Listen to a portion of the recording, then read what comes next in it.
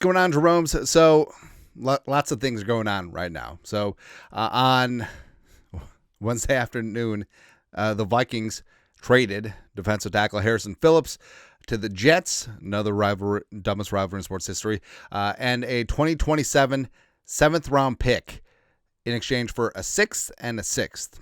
2 6 coming on up, right?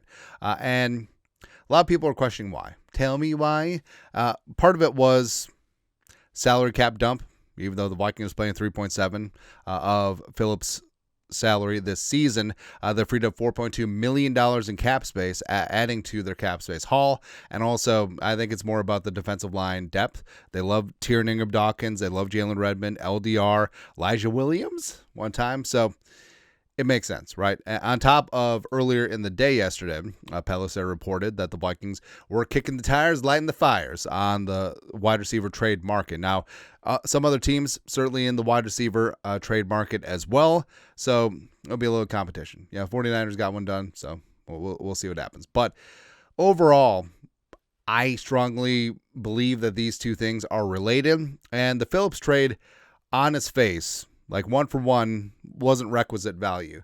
But so this was more about the salary. This is more about the cap space. And it just feels like this is the move before the move. You know what I mean? If this is the move alone, don't like it, right? But if this was the move to make another move, sort of makes sense.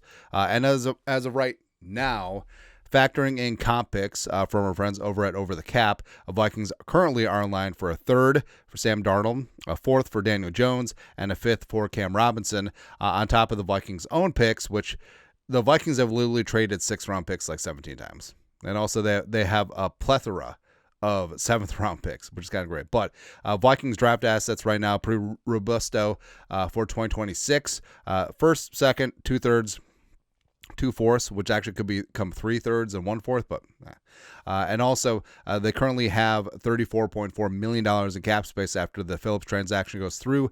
And I know a lot of people are making a big deal of the fact that the Vikings are underwater in 2026. Well, there were $65 million in the red before they traded Harrison Phillips. So there's plenty of ways Vikings will get underneath the cap: trades, cuts, restructures, extensions, everything. So it's not that big of a deal, right?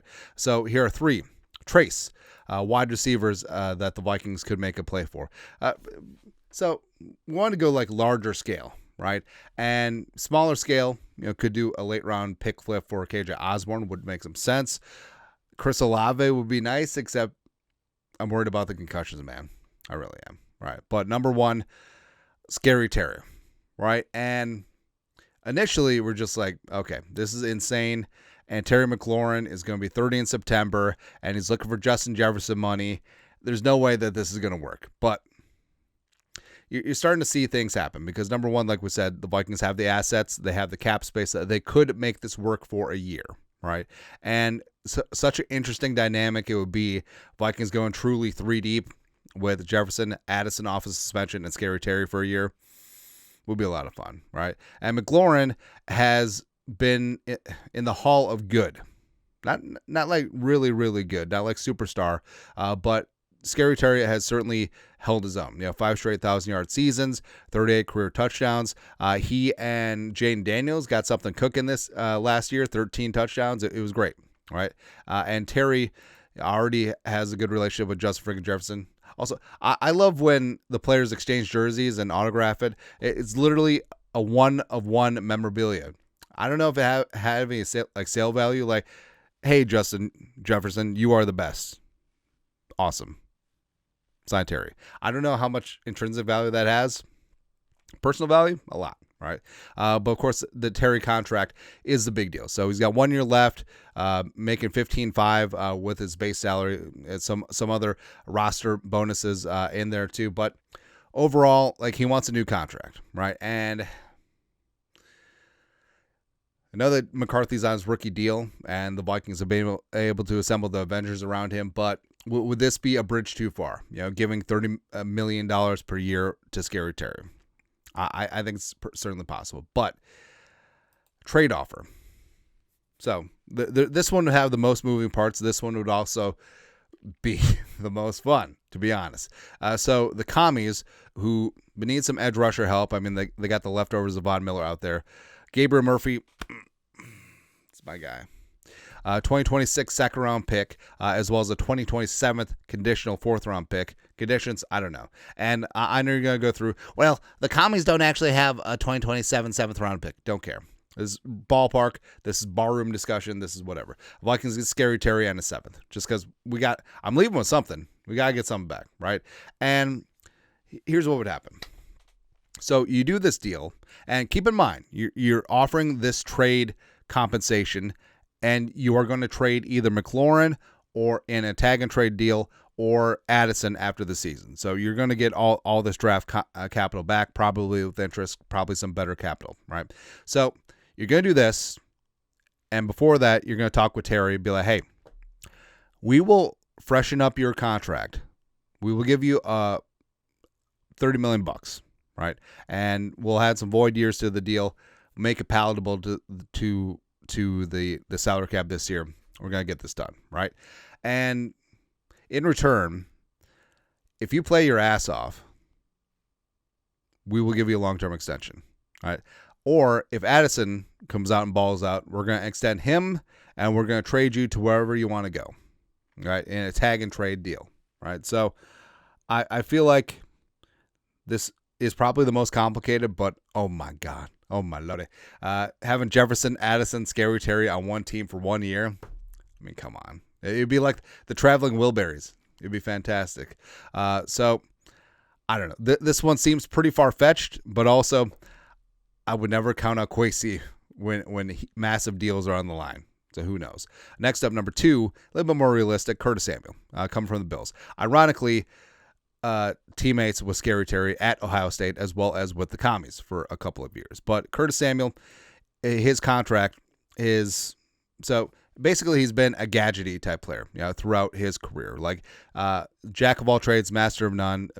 You can put him in the slot, put him out wide, put him in the backfield, put him wherever, right? It would be a really fun Swiss Army knife type player for the Kevin O'Connell offense. And he is 29, and his contract, like, he signed a pretty decent free agent deal with the Bills, but it kind of seems like they're done with him, and they're sniffing around Gabe Davis, bringing him back. So, yeah. He's got a $6.91 million base. Nice. $5.91 million of that is guaranteed, fully guaranteed, $280K and also per game roster bonuses. Plus, he is under contract through 2026 at $6.85 million in total 2026 comp. None of that is guaranteed, so the Vikings could have some options there. And trade offer for Samuel, obviously a lot less than McLaurin, but the Bills would get Bo Richter. Bills are also in search of some edge depth, and then they'll also get a 2026 fifth-round pick, which, as we said before, the Vikings do have significant draft assets, trade assets as well. Well, maybe it can't be the fifth yet because we haven't officially gotten that comp pick, so I don't know, maybe a sixth and a seventh. Who knows? The Vikings get Curtis Samuel in that spot. So I feel like this one, you shoot for Scary Terry, and then you get Curtis Samuel. I feel like that might be it. And then, of course, lastly, we all know. I mean, we are all fully aware of the Thielen. And I feel like this is one of those prophecies that I'm actually on board with, as opposed to the other ones. But, of course, you know Thielen, Pride of Detroit Lakes go crazy, Minnesota State University Community College, or Mankato State University Community College. I screwed it up. Oh, well. Anyways, but also trained the last 2 off seasons with J.J. McCarthy, so has that chemistry there. Plus, spent time in the Kevin O'Connell offense. We've seen that, so we know. Like, in terms of hitting the ground running, familiarity with the offense, Thielen would be it. And Thielen, he's had those ankle issues throughout the last couple of years. Is he finally healthy and revved up, ready to go? Could be. I mean, he had a 1,000-yard season with a bad Panthers team in 2023, first year away from the Vikings, sort of, hey, I still got this, right? But in terms of, is he going to be a 75-catch, 1,000-yard, 8-touchdown receiver? Probably not. Could he still contribute in the red zone? Could he still contribute on third down, short yardage in the slot, all that stuff? Yes, I think he certainly could, especially if that ankle checks out. Now, contract-wise, He did get a 1-year extension with the Panthers, and it did have a $2 million signing bonus, which stays on the Panthers' book. So the Vikings beep bop up up boop would be on the hook for $6.9 million in cap, combining his base salary as well as per game roster bonuses. Actually, it'd be more than that. It'd be 7.69. It doesn't matter. Really does not matter at this point. But overall, it's definitely feasible, and plus the fact that the Vikings freed up $4.2 million in the 2025 cap by trading Phillips makes you connect the dots. Oh, the Vikings are looking to trade for a wide receiver. Oh, they just traded Harrison Phillips to free up $4 million in cap space. Oh, Adam Thielen is a veteran who can contribute right away, which is what the Vikings need. It's a very unique trade situation that we need someone now, before Addison gets off of his suspension, right? So the trade offer to Dan Morgan and the Panthers. So we'll get Thielen. We'll also get a 7th-round pick because I'm leaving with something. 5 7th-round picks. Somewhere Rick Spielman is just shedding a single tear. And then we'll ship you a 2026 6th-round pick. I don't even know if we have anymore. But we're getting one from the Jets. You can have the Jets one, right? And then you guys get some cap space, and you guys are pretty snug up against the cap too. So it's a movie. Hopefully Thielen coming back lasts longer than Moss coming back in 2010. That was a fever dream. Like Bert Favre throwing touchdown passes against the Jets to Randy Moss on Monday Night Football against Revis. What the hell was going on there? Anyways, but I feel like a move is coming. And we'll see what happens. All right. Anyways, your thoughts are thoughts. 3 blockbuster wide receiver trade options for the Minnesota Fighting Vikings. Let us know your thoughts, our thoughts, comment section. You guys are the best you know what to do. Skol, production value.